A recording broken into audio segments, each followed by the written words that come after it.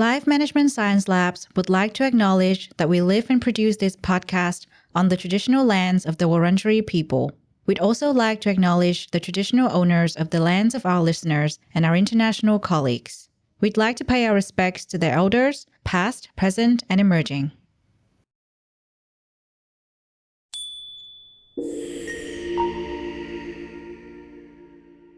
Hello, everyone, and welcome to Sero Boost, the Happiness Science Insights podcast produced by LMSL, the Life Management Science Labs. We're champions of life management science, providing structured insights informed by science and inspired by practice on key aspects of conscious living. Each week, we bring you scientific and practical insights on each element with the expert knowledge of professionals in the field. I'm your host, Lu Ngo, coming to your ears from Naarm, Melbourne, Australia. Let's learn together. Hi, everyone, and welcome back to Sero Boost. And on this week's episode, we are going to talk about the paradox of positivity, navigating the thin line between support and invalidating emotions. I don't know about you, but I love this topic very much because I talk about it with my friends all the time. I don't think everyone talks about it all the time, but personally, it's a topic of interest for me. So I'm excited to talk to our guest of the day about it. And we have in our virtual studio today Emily P.G. Erickson, who is a freelance writer specializing in service journalism about mental health and parenting. She has written for major digital publications, including Health, The New York Times, Romper, Wired, and more. She holds a master's degree in psychology and is a professional member of both the American Society of Journalists and Authors, ASJA, and the Association of Healthcare Journalists, AHCJ. Thank you for joining us today, Emily. How are you? I'm good. Thank you so much for having me, Lou. I really appreciate it. Yeah, I appreciate your time as well, because I think it's nighttime where you are. It is. I live in Minnesota in the U.S., and It is the evening. It is an evening weekend, which is a national holiday where I am. Oh, really? Okay, cool. Well, it's Monday here. We just started our week. We're kind of in the future here, going with the grind. Yes. But how is it in the future? It's great. It's spring here in Melbourne now, and yeah, we've been talking about the fact that there's something about spring. It just brings new energy, and like some of us have seasonal depression. Now it's gone, so it's like a really nice thing to start just feeling alive again. So yeah. It's been really good here. So I think today's topic is very interesting in my opinion, because personally, I do talk about this with my friends probably every week because, I think there's a lot of toxic positivity going around, and I started realizing that it's a thing a couple of years ago. Actually, when I entered the workforce, it's very fun to kind of dissect it, and even in the context of daily lives, it's interesting. But I'm wondering now, because your background, it's in service journalism about mental health and parenting, and I know that there are a lot of other fun facts about you, which we'll touch on in a little bit. But I'm wondering, first of all, how did you get to do the work that you're doing? Why did you choose it? And second of all, why are you passionate about, or would like to talk about today's topic? Yeah. So this is always a hard question for me to answer, to be honest, because I feel like I've had so many different incarnations as a professional. Right out of college, I actually went into urban planning and was very passionate, still am passionate about urban sustainability and making our cities greener and fighting climate change. And that involves a lot of working with a lot of different people from all walks of life, people with all kinds of different backgrounds that have to kind of get together and figure out what to do about a real concrete thing, which is the city that we share. And so for me, I began to see that the work was all about people. And I became very interested in how to optimize like our public meetings to make different people feel welcome, how to make our public meetings be a little bit less hot emotionally. I don't know if you've ever been to a public meeting or what the public process is like where in Australia, but where I'm from, there's a lot of like, we all get in a big room and we all talk, and sometimes there's yelling. And so I became very interested in how can we have less yelling?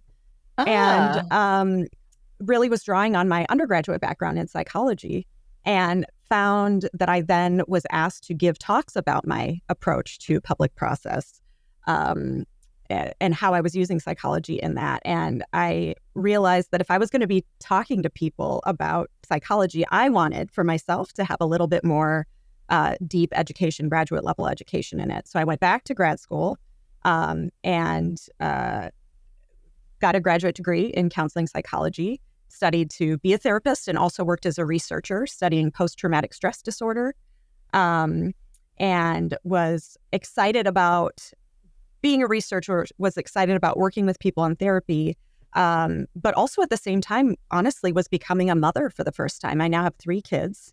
And I began to think a lot about how do I want to design my life to support all the roles that I want to play.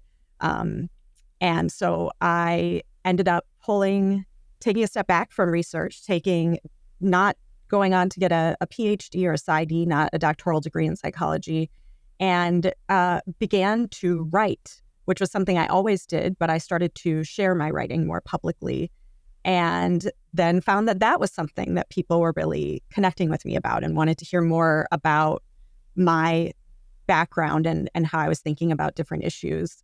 And so I took different courses and got some more training in being a writer, and started to really be vulnerable and put myself out there, and fell in love with this idea of service journalism, which is anything from listicles like top 10 things you need to know before buying a baby stroller to what do I do when I'm struggling with my mental health and my therapist is going to be going out of town. And how I think I fell into your radar is because one of the places that I publish with a lot is called Everyday Health. And I was asked to cover optimism for them and also toxic positivity. And so really got to do a deep dive and talk to some of the foremost experts about those topics and really figure out what's important for those of us living in real life to know about toxic positivity and about optimism and how it affects our emotional well-being. Wow, that's a lot. You're right in saying that. You're right in saying that it's kind of hard for you to answer this question because it is a story of its own self, and I'm sure there are so many things that you probably didn't get to mention. So we'll uncover that later on. But yeah, I think that's really nice to hear, especially because you mentioned becoming a mother for the first time. Now a mother of 3. So I guess a lot of the work that you're doing is also inspired and for the sake of your children as well, right? Because I've heard that from a lot of parents who are guests on this show. So how about the topic of the day today? Because, it's about toxic positivity. I think for the general public, the general population, people probably don't really pay attention to this concept, or they don't really register it. So how did you, sort of want to talk about this topic specifically today? Because I know that there are a lot of topics that you could cover, within the span of your work. So why this one in particular? Well, Lu, I think it's a lot like what you said, where it is just so relevant. And I think it's relevant as an experience that I can have where somebody is saying something that's toxically positive to me. But it's also an experience where I feel myself starting to do it with my kids. And maybe I should back up a little bit and say, what do I mean by toxic positivity? I don't know if that's a good time for this, but when I'm talking about toxic positivity, I'm talking about that moment where maybe you are being vulnerable with a friend and you're sharing about something hard going on in your life. And their response is something like, well, at least you have your health. Or, look on the bright side. You did get to go on this trip. There's all kinds of ways that we do this, saying, look at how it could be worse. Well, I'm sure it'll turn out fine. And then what happens next, at least for me, I don't know if it's the same for you, is if somebody responds like that after I've been vulnerable, is I feel shut down. I feel disconnected. I feel alone, but I also feel confused because they just said something that was nice, right? Yeah. Why does this feel so bad? So I think I love the idea of toxic positivity, the words of it, because it gives us a label to understand an experience that is really common, I think. And as just a definition, which I learned from an expert in toxic positivity named Whitney Goodman, who has written a book on the subject. And she talks about how toxic positivity is this relentless pressure that we feel, or that we are made to feel, to be positive no matter what the circumstances. So that we're not allowed to just say, this is hard. And to have somebody say, yeah, it is hard. Yeah. And let it land. And I can feel how even saying that, it feels a little bit like you want to kind of make it better. Yeah. Yeah. Definitely. So it's a very common experience. Yeah. Oh, totally. I was thinking about so many different examples I have in my own life when you were talking about that. And that's a nice teaser to our conversation later on. But before we jump into that, let's get to know you a bit better with some of your recommendations. Okay. So yeah, I love that we had a little teaser for our audience about today's topic. So now let's get to know you, Emily. This section is called Have You Met Emily? I'm going to get some of your recommendations about some of the different things that we think would define a person. So first of all, what is a book you would recommend? Oh, a book I would recommend. Yeah. Okay, this didn't come in advance. So now this is one of those pop questions. Oh, can I tell you a book I just finished reading? It's called It's called Easy Beauty. It's a memoir by an author named Chloe Cooper Jones. She's an American author. She has 2 PhDs, I think one in English, one in philosophy. She is a journalist, and she's a disabled woman and a mother. And this memoir is this beautiful, complex reflection, combining all of these facets of her identity on her experience of being a person in the world. And it is so specific and so relatable, and I'm just on fire about it. It's really well written. I loved it. Wow. She has 2 PhDs, you said? Yes. Oh my God. Okay. I know. I'm speechless. But yeah, okay. That's one memoir to read then, definitely. Yes. Wow. Yeah. Okay. It's a new one for me, but yeah, I'm just kind of like still shocked. Impressive women in our lives, right? Amazing. Okay. Exactly. I love it. Yeah. Next one is about a movie. What is a movie you would recommend to our audience? Okay. So I don't know. Recommend is a strong word. I know that people are so specific about movies, and I feel so much more comfortable recommending books because I'm really a bibliophile. I love reading and I read a lot. Yeah. Movies, I am more selective. So I don't know if this is a recommendation, but it is my favorite movie. Okay. And it is the 1989 animated Little Mermaid movie by Disney. Yeah. And that came out when I was young. And I watched it on VHS, and then I could not press rewind fast enough. I just watched it. And I actually, it still mostly holds up okay. It's a fun movie, and it's a comfort movie for me. So I hope everybody has a movie like that for them.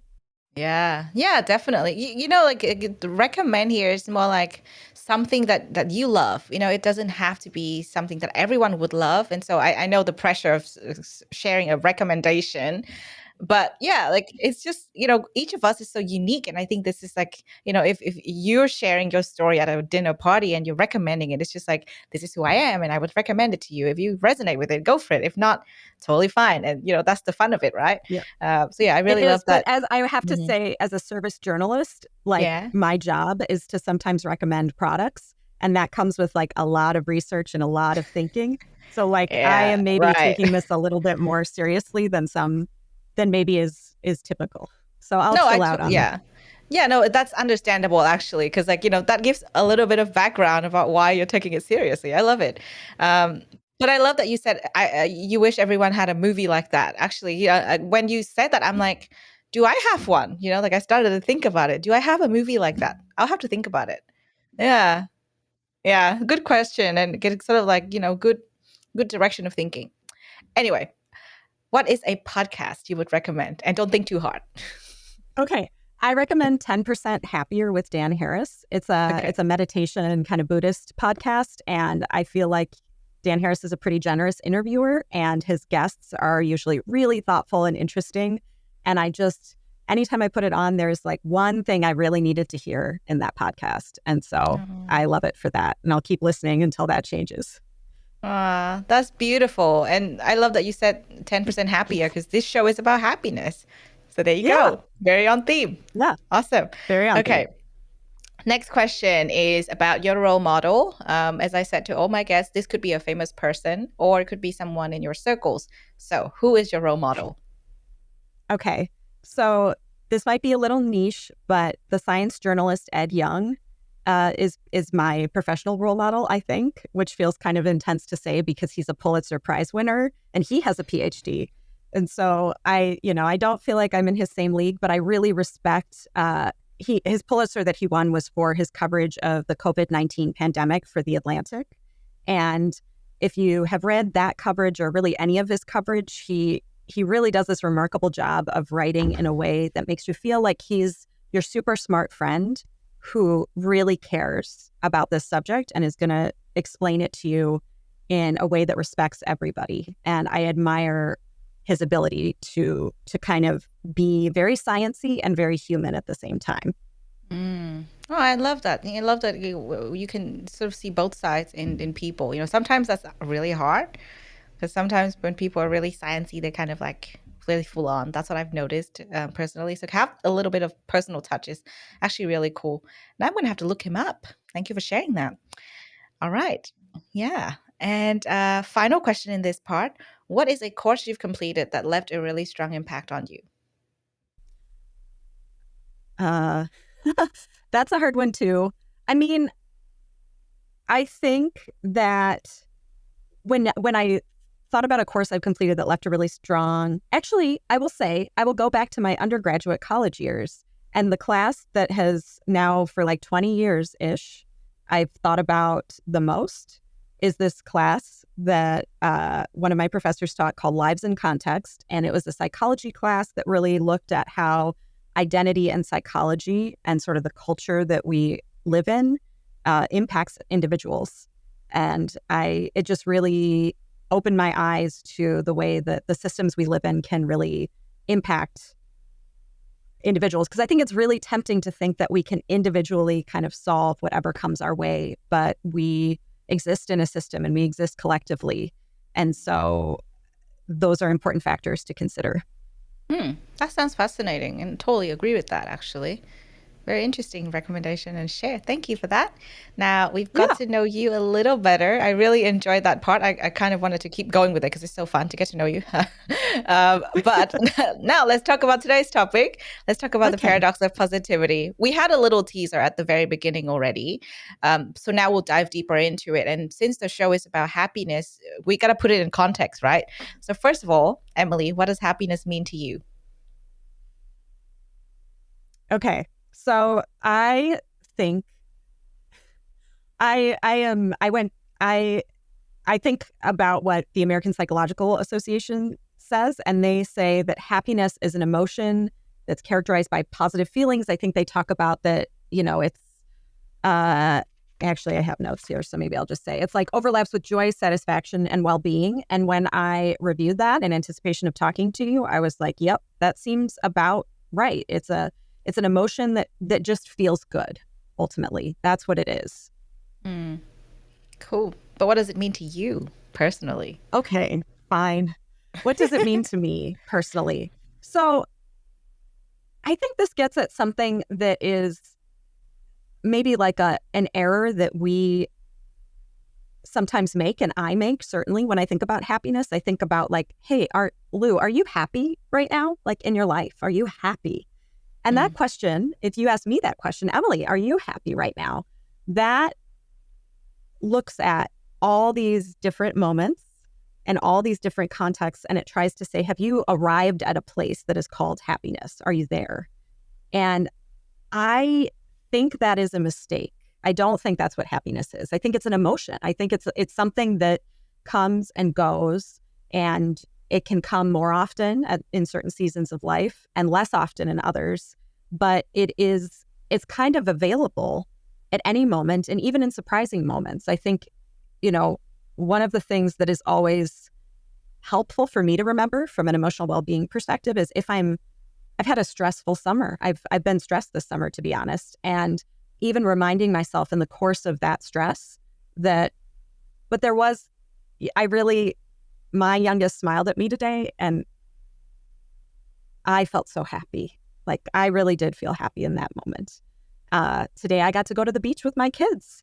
And there were parts of that if you'd pulled me in a moment and you said, are you happy right now? I'd be like, well, no, I'm really hot. It's too hot right now. But you might have said at a different moment, are you happy? And I would have said yes. And so I think it's much more micro and smaller scale than many of us think. And so for me, that's a really important part about what happiness is. Yeah, definitely. That is so true. It's a collage and a mosaic of different moments. It's not, one perpetual state of happiness, because I think that's what we talk about a lot on this show. It's not something that you have all the time. And in fact, it's impossible to be happy all the time. That's one of the biggest misconceptions people have, because it's kind of like this is a destination you got to arrive at, got to be happy. No, not really. Even, people who are the happiest would say they have moments that are sad or confusing, or it could be anything else. It's not happy. So I sort of mentioned one big misconception there, and I'm sure you've noticed other misconceptions too, in your line of work, and with conversations you've had with people. What would be some of the other big misconceptions you think people have about happiness? That's a good question. I mean, I think that for me, happiness is very similar to I think sometimes when people say I'm happy or are you happy, they're thinking about this extreme level that is both a positive emotion or a good feeling, but also very high energy. It has like a really energetic quality to it. So it's almost like exuberance or extreme enjoyment or, deep pleasure. And I think for me personally, when I think about happiness, it's actually a little bit of a quieter feeling. It's a little more subtle than that. And I can imagine that the feeling has a gradient to it, and that there's a lot of happy feelings, and maybe peace is the most low energy or the, relaxed. And there could be exuberant or excited is kind of on the high end, and maybe happiness is somewhere in that middle space, that it feels safe and secure. So I think I kind of embedded maybe two misconceptions in there. I think one is that it's necessarily a super high energy state. I don't, that's not part of my definition of happiness, at least. And then, but I also think that sometimes when we think about happiness, we think about like, did something outside make you happy by like purchasing something? Did you get a present that made you happy? Did you have an extreme experience that made you happy? Did you have a really successful review with your boss and that made you happy? But I also think that ultimately there's an element of feeling safe and secure in the world that is also part of the experience of happiness, at least as I think about it, that isn't as much about did you get something kind of added, but it's more of like a reinforcement or a protective part. I'm making a lot of gestures here for the people that can't, that are just hearing the audio. But I think that there's something kind of more safe and stable about happiness than we sometimes think about. Yeah, actually, that got me thinking. And I think it reflects a really big truth about the fact that, sometimes we overcomplicate happiness. Because sometimes people are kind of saying, oh, like I only experience happiness in moments of highs. Like, if I go somewhere and do some sort of activities and it's really high energy, just like you were saying earlier, that's when I feel happiness. But you also mentioned you felt happy when your youngest smiled at you today. That is, it's just a very simple moment. It's not something extraordinary that happens. It's like an everyday moment. I'm sure your youngest smiles at you every day. And that brings you happiness. And it doesn't have to be like this high energy, like something that happens once every, few weeks or something like that.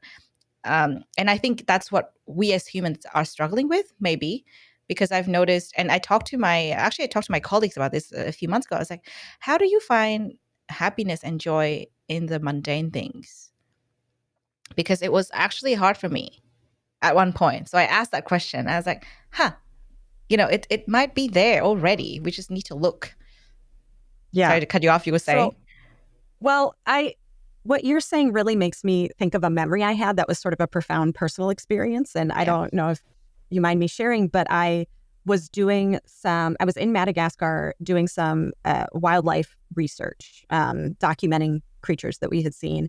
And we were on a break, and me and my colleagues were just kind of swimming in the Indian Ocean in Madagascar. So it is turquoise, beautiful. I don't even have the right name for the kind of blue the water was. Green, kind of mountains, right up to the beach. Clear water. You could just peer down with your little goggles and see amazing coral. And I remember just floating in that and thinking, wow, this feels so good. I feel so happy. And then I had this flash, this moment of like realizing that the way when I closed my eyes, how it felt in my body was the same as I felt snuggling on the couch with my husband and our cats and watching, we used to watch Anthony Bourdain's No Reservations show. And it's like, I felt the same feeling in this very kind of boring, Netflix and chill kind of experience. And then I also felt it in this extraordinary, you could take a picture of it and people would be jealous experience. And it was actually the same body sensation that was available in both places.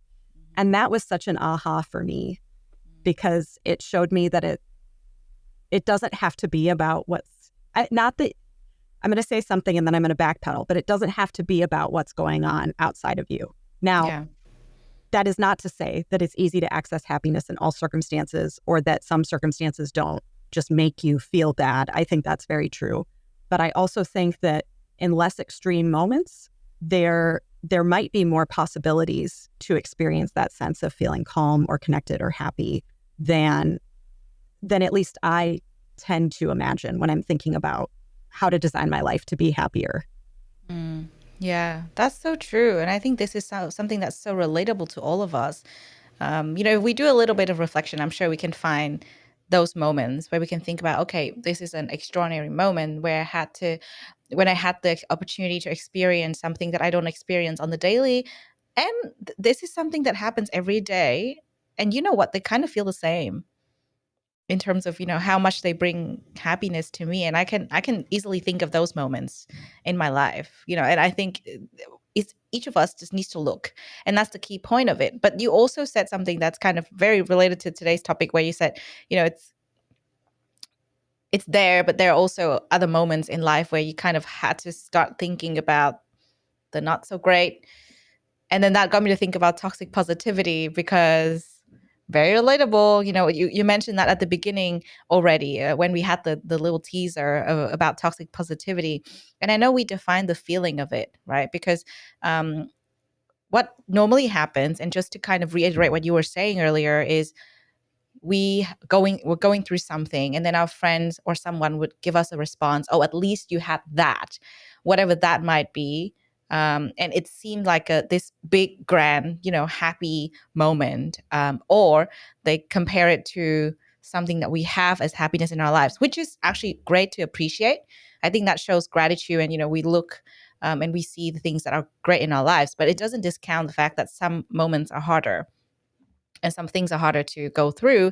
And so sometimes when it gets discounted, you also mentioned, and I'm just paraphrasing what you were saying, you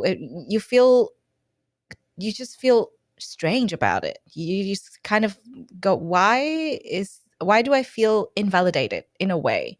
Why do I feel bad about myself even? Sometimes that happens, right? Because when you're sharing a struggle and someone's like, oh no, at least you have your health. Oh no, at least you have a roof over your head. At least you have your cats. Or whatever that might have been. You feel, that's weird. So how would we define this actually to our audience, who might not notice this before? Obviously, we kind of pointed out the feeling, the emotions that attach to them. But in the context of mental health and well-being, how would you define toxic positivity? Yeah. So again, I'm going to draw on what I learned from Whitney Goodman. And she talked about toxic positivity as this relentless pressure to be positive no matter what. And that even more than that, it's this idea that being positive is the only acceptable point of view, and you need to have it at all times. And I think that is really, really key. So I'm going to kind of underline that you need to have it at all times, because emotional well-being, in my view, and I hear this from mental health experts that I speak to, is that being emotionally healthy means not being stuck in any one emotion, whether that's a good emotion, an emotion that feels good for the person experiencing it, or one that feels bad. So not getting stuck. And it's also being situationally appropriate.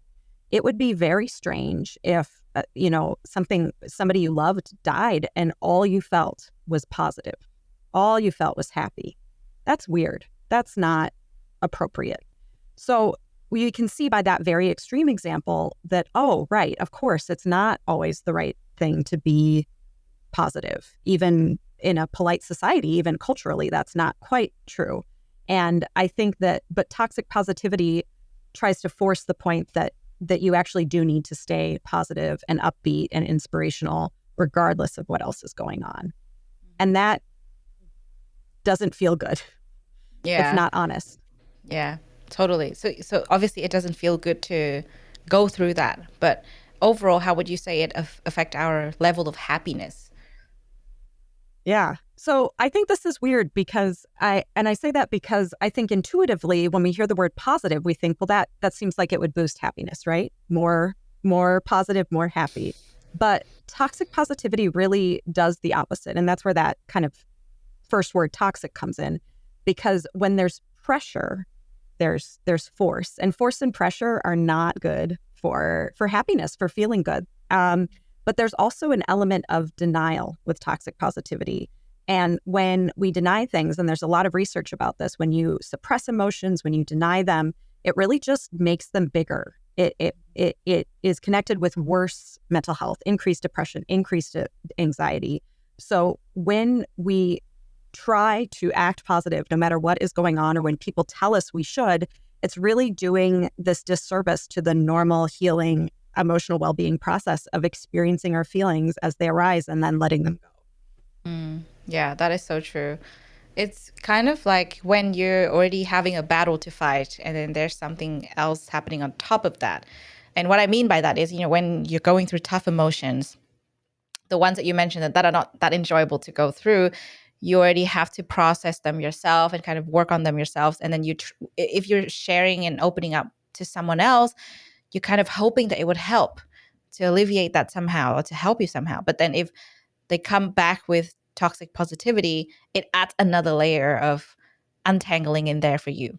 Oh, am I bad for feeling this way? And so it's kind of like, yeah, I think it's not just our own level of happiness, but, if other people do this, it affects us, and vice versa. If we do this, unknowingly, we're also affecting somebody else's level of happiness. And because, our lives are just interconnected with others. We interact with other people all the time. We don't live just by ourselves. So yeah, I think collectively it's kind of affect everyone's happiness. I think that's really true, because I think the other end of it, and I've been giving a lot of examples that are saying somebody is doing this to me, or it's being done. And I do think that's the only thing I don't love about the term toxic positivity, is it's not something that I want somebody to say I'm doing. It's so negative that it makes me feel like, well, I don't do that. But I totally do that. And who I do it to mostly is myself. Yeah. I tell myself that, like, why are you feeling so sad about this or stressed about this? Here's all these things you should be grateful for. And that creates this disconnection from the compassion that I could feel instead for a real human experience. And I think that it is a helpful label to think about also, because it is so natural when I see a friend of mine or my children having a hard time, you want to make it better. And you want to make it better as fast as possible. And it feels like maybe the fastest way to get there is to just say the positive thing, or to turn their attention to something positive. And so maybe you say, yeah, but at least, they're going to graduate at the end of the year, right? And you see that light go down in your friend's eyes. Maybe they say, yeah, I guess so. And you think, what just happened? What did I do? What went wrong? So it hurts the person who is performing the toxic positivity as well, because it is taking away this opportunity for real connection. and it is not making a relationship deeper. And it's confusing because you might not, if you're doing it to somebody else, it might be hard to see that this is actually harmful. It seems like it maybe should be good, but it's not good. Yeah. So I think it's important not just to kind of point fingers, because I think it's kind of easy in the way some psychology and therapy speak has invaded our culture to kind of say, oh, they're a narcissist, or they're whatever the word du jour is. And I think toxic positivity is actually something we all maybe play a role in or can all recognize. Yeah. And I'm trying to get honest with myself about when I'm doing that too.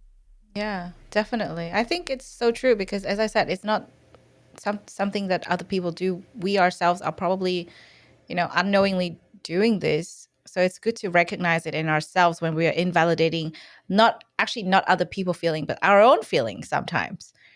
Because, some people, and I think this is a conversation that I had with a friend. I think she said something along the line of, oh, like, I'm very negative by nature. You're very positive. And I'm like, that's interesting. And then I thought about the fact that she said I'm positive. And I think, well, does that mean that sometimes I'm toxically positive to myself? Like, am I just not facing the music sometimes? Maybe. And then I had to start thinking about it, and I'm like, that's actually really interesting because all the stuff that we just mentioned, sometimes we think, okay, this is external, toxic positivity coming from outside of us, but it could also come from within. And I think that's the most important source that we need to notice, because if we're, being toxic in our own positivity to ourselves, we might actually do that to others without knowing. And we think that's normal. And like you were saying, you can identify this by seeing when people shut down in communication, when we're just kind of like, oh, yeah, that's fine. It's all good. You'll still have a bunch more to think about. Not really. Yeah, I think you put it very well. I think that taking that time to reflect, because even though we are very much impacted by our surroundings and by other people, the behaviors that we get to control are our own behaviors. And so it can be empowering to take ownership over, how am I going to try to speak nicely to my own self? Mm-hmm. How am I going to try to notice this tendency and just create a little pause, just a little space in my interactions so that I can stop myself when I'm about to kind of launch in to something that I can see might lead to disconnection. Yeah. So I know that with your line of work and your background, and this is something that I meant to mention earlier, but I forgot. So now let's kind of go back there because background matters. So your background, and I see here, it's really diverse, actually. So it's in cognitive linguistics, wildlife surveys, PTSD research, and then you're a writer, but you also run a book club. You engage in baking and long walks. You have so many things going on in your lives. And so I'm wondering now, because, obviously in your work and in everyone's work, their background really affects how they see a certain topic. So with all the things that you've done in your career and even in your personal life, how does that impact the way that you see toxic positivity in people's lives? Yeah. So there are a lot of things I think I could say about this, but I think that maybe the piece of my background that feels like I carry it with me kind of most in the forefront of my mind is that my time researching post-traumatic stress disorder, because I really think it shaped my understanding of emotions and the kind of pain that people walk around with. In the research I was doing, I primarily worked on a project for the U.S. Department of Veterans Affairs that asked the question, why do some military veterans discontinue evidence-based PTSD treatment? So our gold standard PTSD treatment, why do they stop before they get better? Why do they quit? And so for the study, one of the jobs that I had was to speak individually to dozens of veterans to hear their side of why the treatments weren't a fit. So it was this really powerful, intimate front row seat to some people walking around with a lot of really intense experiences. And so when I spoke to the veterans for this project, all of whom still had PTSD, it really hit home for me that many of us are navigating profoundly difficult experiences. And I think that I know I sometimes navigate profoundly difficult experiences, but sometimes it's hard to remember how much other people are also walking around with, or how much more that you can't even imagine that somebody is carrying. And I know there are some platitudes about, recognizing that people might be carrying burdens, and those kind of things. But it's another thing to really get that front row seat. And I think we get it with our family, with our close friends. But this was an opportunity to get it with a different group of people. And one of the things, and it was in the context of hearing why the therapies that we had didn't work for them. And so I learned how painful, particularly the feeling of being like misunderstood or unheard was, and how alone and isolated that made the veterans feel.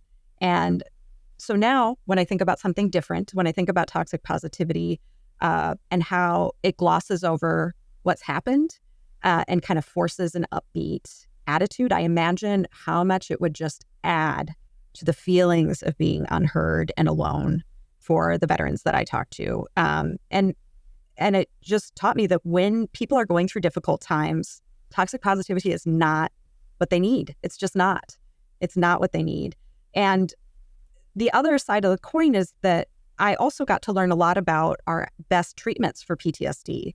And interestingly, a lot of the evidence-based treatments that we have involve facing the difficulty of what happened head on by thinking about it, by talking about it, by writing about it. And this is a little bit counterintuitive, right? In a lot of these treatments, you're actually writing a narrative of the traumatic experience that you had down, or you're telling it over and over again. And kind of on an intuitive level, it might be normal to think, well, doesn't that make it like a lot worse? Maybe don't open that can of worms. Don't just put it in a box and don't think about it. Wouldn't that make you feel terrible? But actually, research suggests that exposure and not avoidance, so exposure and a degree of kind of acceptance and facing and digesting and metabolizing what happened can actually reduce symptoms of PTSD. So even in really, really extreme cases, because I think trauma is kind of the most extreme, something bad happened to me that we experience as humans, even in those cases when people have experienced trauma, healing happens by accepting reality and not tamping it down, not glossing over it, not by telling people to kind of look over there at the bright side, but actually by being with them in what has happened. So I think that is the experience that is shaped most when it really just sinks in for me about why toxic positivity wouldn't work for people who are going through a hard time, and also why an alternative, which is kind of leaning into connection and meeting people where they are, why that would work. Yeah, definitely. I think that's really profound in different ways, because when you really think about, extremely tough experiences versus other kinds of tough experiences, there's been this concept going around where you don't compare traumas, you don't compare experiences, because every single person's experience and trauma would be valid. And I think you worked with veterans, and their traumas would be some of the most probably challenging ones to look at, to deal with. But it doesn't invalidate everybody else's trauma, because each of us would go through life having certain degrees or levels of tough experiences that we have to navigate. And so that probably has taught you a lot to kind of navigate how to deal with this. And I remember you mentioned earlier something about talking to your kids. You kind of saying sometimes like you have to catch yourself when you talk to your kids about whether you're being toxically positive or something along that line. And that got me to think, because we cannot really protect everyone from traumas. That sometimes it happens outside of our control, but the way that we react to it is something that is within our control. And I think it starts a lot with education, with parenting. And I know this is such a tough job, because it starts at home, right? This education starts at home. And so for young people to kind of get equipped with this knowledge it's even better, because I'm learning about this as an adult. And I feel like, looking back on my earlier childhood, I'm like, if I had known this when I was growing up, I would probably have been a better person, a better friend, a better daughter who just does not invalidate other people's feelings. I might have done that without knowing because I didn't know any better. And so I think that that piece of education is so important, especially to young kids. So what advice would you give to caregivers, to parents who are, dealing with kids nowadays, so that, we can sort of impart this knowledge and the way that we deal with them as well? We don't really want to go around invalidating their emotions, because if we do that, then essentially we're teaching them to do the same thing in the future, right? Yeah. So I will give some advice and I will share what I do. And Yeah. I just want to like put a kind of boilerplate acknowledgement that parents have so much on their plate all around the world. We are dealing with a lot, and we're expected to provide a lot for our kids. And in the US, there's not a lot of social safety nets, and there's a lot of pressure on parents. And so I don't want to add to that, but I also don't want to hold back and not share something that has been useful. So it's in that spirit of just sharing something that works for me and that I care a lot about, because like you, I'm really passionate about these topics. And so, yeah, I'll tell a little story. I mentioned I have 3 kids, and one of my kids has been dealing with a potential food allergy to dairy, which for him means giving up like a lot of his favorite foods. And a little while ago, he was feeling really sad about it, genuinely sad. And in that moment, I so wanted to just give him a little dose of perspective. I wanted to say, well, it's a lot easier to go dairy-free than it used to be, or there are so many other foods you can eat, or, are you serious right now? There's oat milk ice cream in the fridge, you're going to be okay. But I was preparing for this podcast and I do care about these topics. And so I really did do that thing I mentioned earlier where I just kind of slowed the moment down enough that I could kind of bring my better self forward and respond to what was in front of me, which was a super sad child. And so what I did to kind of try to nurture optimism and allow genuine emotion at the same time was that I just started by connecting with him and honoring and showing him that I saw him and I was with him in his experience. And that didn't mean I cried. That didn't mean I was upset about it. But I just said, I'm so sorry, bud. Like, I know this is hard. It's a lot of change right now, and you don't want to give up dairy. I'm so sorry. And he cried and said a few more things, and I said a few more kind of supportive things. And then when that moment kind of chilled a little bit, I then at that point started to introduce my 3-letter magic word. And so I started to say things like, this is so hard, and I know we're going to get through it together. This is so hard. I know you miss your favorite foods, and it'll take time before we find those new ones. We haven't found them yet. And that is how the exact kind of copy paste, that is the outline that I use when dealing with so many situations with my kids where I want to really validate them and support them emotionally, how I know is useful to people, which is being validating, reflecting, showing them that you see them.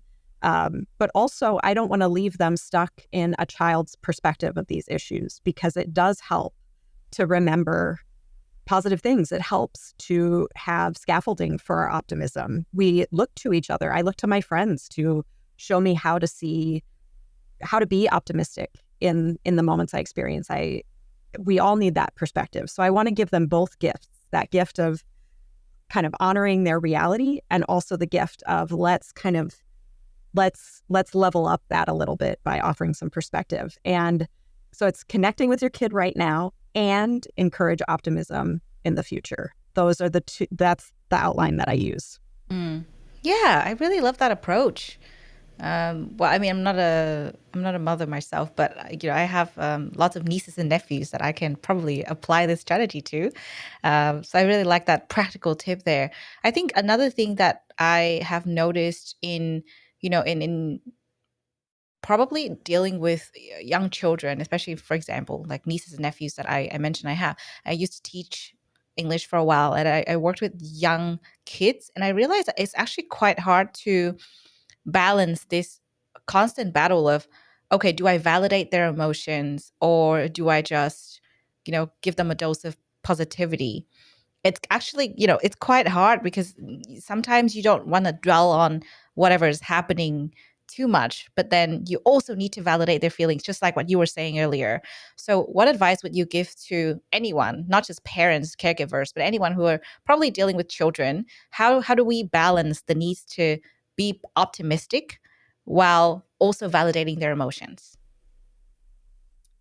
So I can share what I see for me, which is that I am great at the adult perspective. I've got that nailed down. I know how to say, listen, here's the bright side. What Yeah. I need to focus on more is slowing my roll, not rushing the moment, and being patient with what's really going on with my kids. Mm. And that is where my work as a parent has been for the years that I've been a parent, is amplifying my own patience.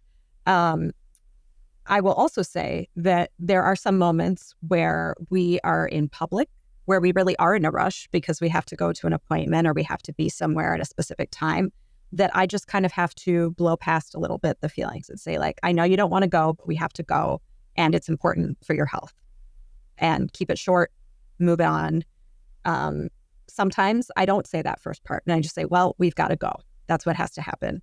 And what I really have made my practice as a parent is then for taking the time afterward, and this takes a lot of humility for me, and go back and say, hey, I'm sorry about the way I acted in the car just then. I know you were having a hard time and I wasn't as kind as I wanted to be, or I'm not proud of how I acted. But I am sorry that you were really sad that you had to leave your activity. Lou, I think you've nailed the fact that it's in the praxis that this is actually very hard. It's not, I think, having a paradigm, having kind of an outline of this is my target, I would love to connect and then help them be optimistic for the future. But that doesn't always happen. And I think we can give ourselves grace and say that if this happens 6 times out of 10, that's pretty good. That's most of the times. That might be enough depending on, what else is in that relationship. And I don't think it has to be every time, because I do see people, myself included, that have made themselves batty by needing to validate and kind of stay too stuck then in the empathy and in the like, oh yeah, this is so hard, I'm so sorry. And you almost kind of get people riled up in that, and it's not regulating anymore. It's sort of staying stuck. So you have to balance. It's a fluidity. You can be sad and move on. Yeah. You can do them at the same time.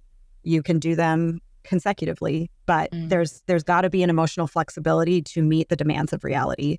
And that's why working with humans, being in our own headspace, being a parent, like, this is hard stuff. This is not there. I don't have a simple formula, and I haven't heard one. I've been very interested to find one, and I haven't been able to find it. It's a lot of that dynamic practice that is imperfect. Yeah, definitely. And there's no formula for life either. There's no situation is the same. So I think it's really good to kind of get some perspectives from yourself, who's experienced this, who kind of done a lot of thinking about it.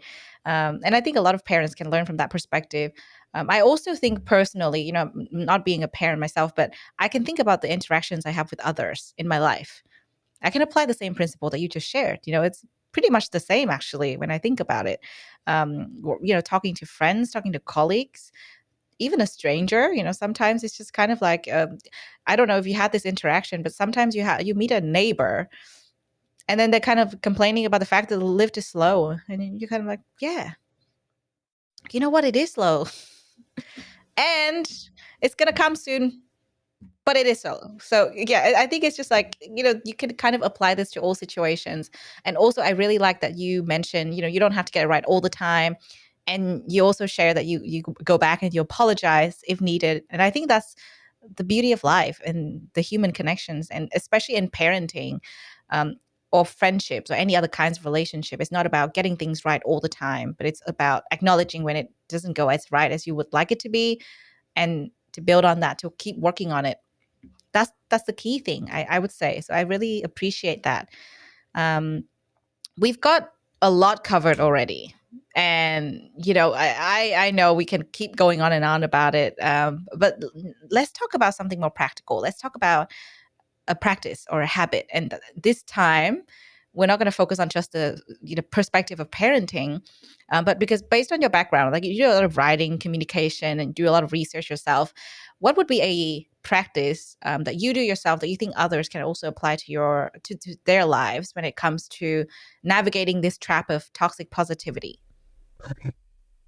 Yeah. So I love an acronym, and there's one that I really like for all kinds of different difficult emotional experiences. I don't know if you've heard of this practice. It's the 3 Ns. No. And probably somewhere out there somebody has, or as I'm talking about it, it'll ring a bell. But I think I learned it from a therapist and trauma expert named Deb Dana, who I also interviewed for Everyday Health. And I had actually been following her work for a long time as well. Her book is called Anchored: How to Befriend Your Nervous System Using Polyvagal Theory. And one of the practices that I learned from her, I don't know if it's original to her, is called the 3 Ns. The 3 Ns are notice, name, and normalize. So notice, something happened. Name, this is what happened. And then normalize is when that happens, it's normal to feel this way.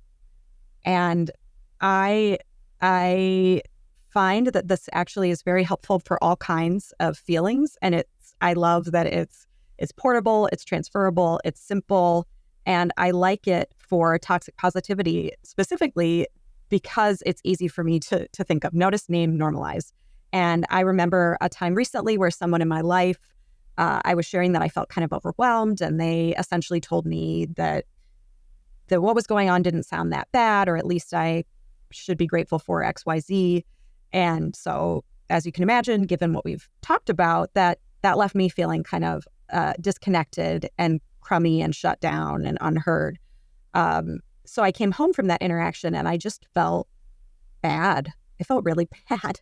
And, I'm not always floating around with, this is toxic positivity is your theme and everything's going to fit in that theme. It's not like a sitcom. This is real life. So I kind of took a beat, and because I didn't know it was toxic positivity as it was happening, but I did kind of use this process of notice, name, and normalize. I noticed that I left that interaction feeling disconnected rather than connected, and that I felt confused.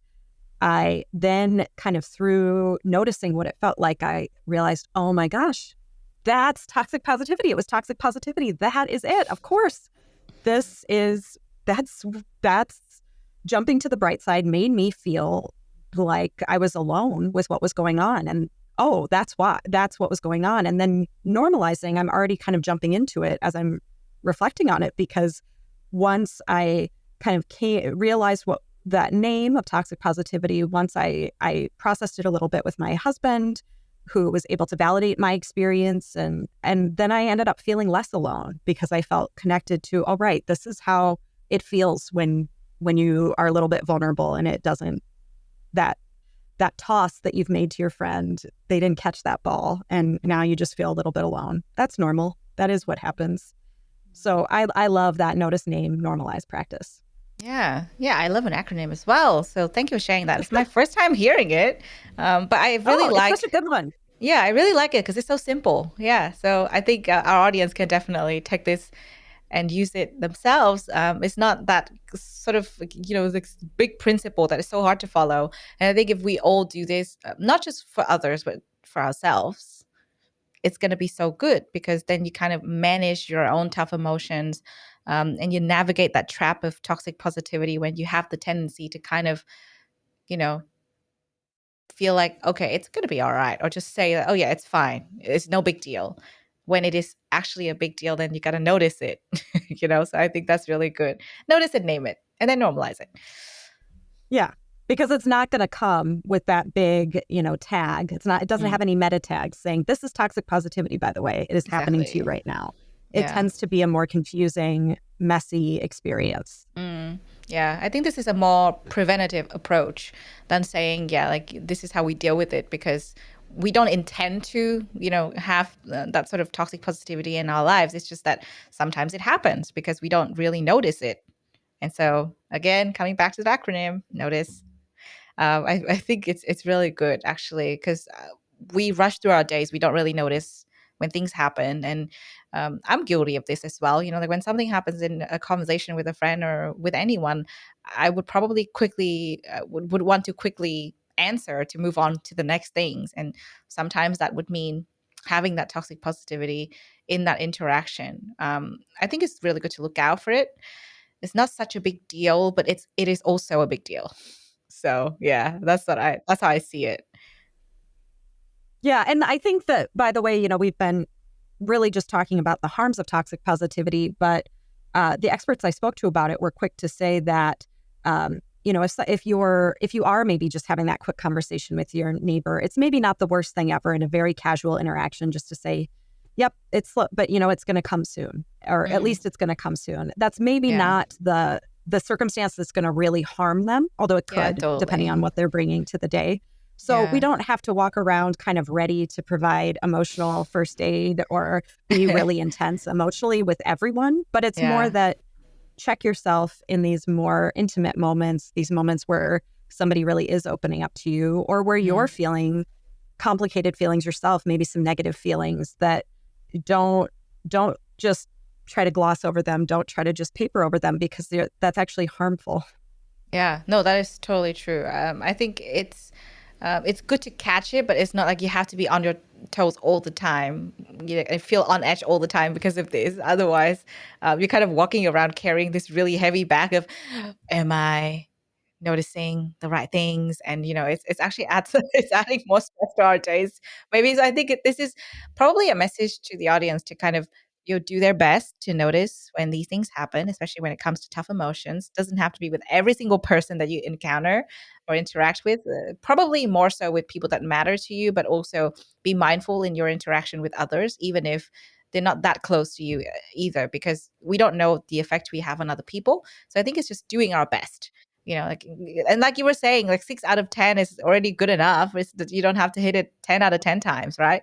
So it's a matter of practicing and doing our best. And I think that's the nice thing about this conversation. We're not invalidating everyone's emotions and saying that you have to be, really on your toes all the time and notice all these things all the time. No.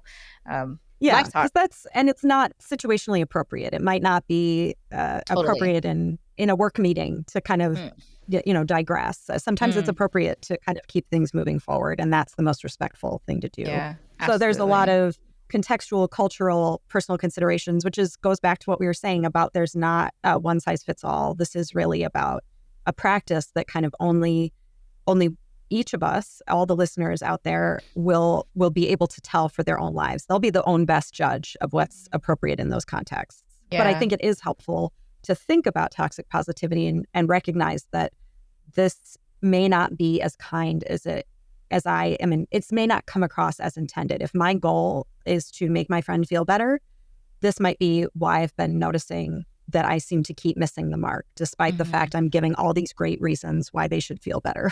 Yeah.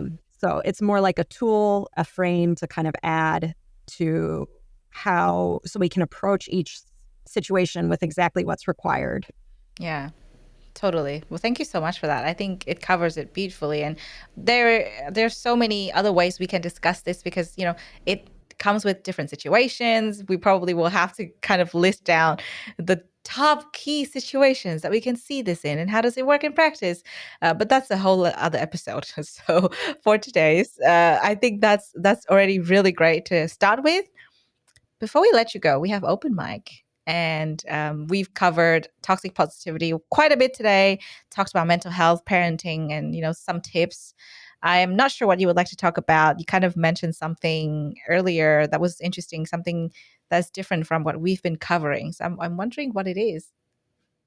Oh, yeah. So we've been covering a lot of things that are very about mental processes. They're really top down, things you can say, ways you can think about situations. But I think something that tends to get overlooked, which I overlook, for example, is that our bodies play such a big role in our mental well-being. And I'm really passionate about the fact that physical interventions can be just as powerful, and sometimes even more so, than mental ones as far as supporting emotional well-being goes. And like there was just a large study published in Frontiers in Psychology that found a direct positive link between mental health and sleep quality and quantity and exercise and eating fruits and vegetables. So these physical processes actually have a direct connection, a direct link to our mental health and our emotional well-being. And I am a huge proponent of, if you're going to make one change to support your mental health, I think you should start with your sleep. And I also want to say the caveat that as a parent, and I'm a person who has sleep disorders, so I know that this advice can be really annoying and even infuriating. If you're listening and you're getting terrible sleep, you might say, well, I know if I could sleep better, yeah, I would feel better. But I think I've also seen how huge the payoff is, even when it's just moving the needle from like very terrible sleep to slightly less terrible sleep. It really can start to make a world of difference. There are a number of studies that show that poor sleep can really can cause poor mental health.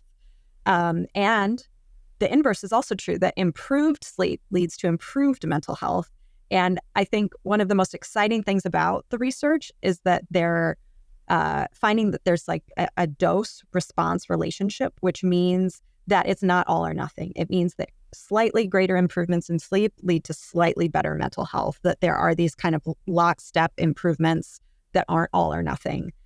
So even if listeners are out there and they're getting terrible sleep, maybe doing a little bit about what you can to improve it. And for some concrete tips, you can Google CBTI, cognitive behavioral therapy for insomnia, which some people might not like because it's a lot of kind of rules or ideas about these are the things you should do. So it will make recommendations about ways to change your sleep habits, reducing screen time before bed. But the thing about these approaches is that they're really effective. They really do work. And like I said, I'm a person with sleep disorders, and I just know that when my sleep is crummier, my mental health is also crummier, and it is harder to get that breathing room in my interactions to take a beat and be a little more skillful and not just kind of rush past what people are feeling. So when my sleep is poor, that makes it harder for me to respond with optimism.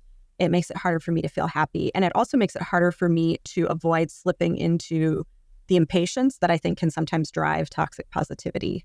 So I'm a huge proponent of sleep. Yeah. Well, thank you for that. I think we could all use better sleep. That would help us massively. And I know for me, I'm going to have to look into what you just recommended. CBTI, right? That's what you were saying? CBTI. Yeah. Yep. Awesome. Yep. Well, thank you so much for sharing that. Yeah. And I was going to say that you can also use your own self-knowledge. If you remember that, I slept really, really well when I didn't scroll social media before bed, or I used to sleep so well when I finished dinner 3 hours before bed. If you know that about yourself, you can use that knowledge too. It doesn't all have to come from the outside, but I think it's worth looking into. Yeah. So big plug for sleep. Oh yeah, totally. I was saying, thank you so much for sharing that, because I have so many people in my life who could benefit from this. My best friend, my mom, they all could use better sleep, because I know that they complain about insomnia all the time. So yeah, we'll look into that. Thank you for sharing. And before we let you go, if our audience would like to find out more about your work, where should they go? So I am Emily P.G. Erickson. So that's Emily P.G. Erickson, Erickson, on all the social media platforms that I'm on. And then I'm also at emilypgerickson.com. And that is the best place to reach out to me. My contact information is there as well. If you'd like to be in touch, I have a blog that I send out monthly, or a newsletter where I share 3 book recommendations of great things I've been reading. I love sharing books. And my latest writing, and usually a reflection, often about a skill that I'm working on right now in my own life that might help other people, that I think it could, with their emotional well-being. Oh, wonderful. Thank you so much for being here and for sharing all of the information today. And I think we covered a lot of different things that we didn't think about before. So I think, today's podcast hopefully will give our audience some perspectives when it comes to being positive, whether it is actually toxic positivity or not, and also a little bit on sleep. So, lots to learn from today. It's been really fun chatting to you. Thank you for being here. Thank you so much for having me, Lu. It's been a blast to talk to you. I really appreciate your time. Thank you for having me. You have been listening to Sero Boost, the Happiness Science Insights podcast produced by the Happiness Science Labs, a division of LMSL, the Life Management Science Labs. More episodes are available from 10 life management perspectives and can be found by searching LMSL on Apple Podcast, Google Podcast, Spotify, YouTube, and other podcasting apps available on your devices. If you enjoyed this episode, please rate, share, and subscribe to our channel so that other people can find it and we can continue to provide quality content. More of our work can be found on our website, ha.lmsl.net, where you can join our movement. I'm Lu Ngo. Thanks for tuning in.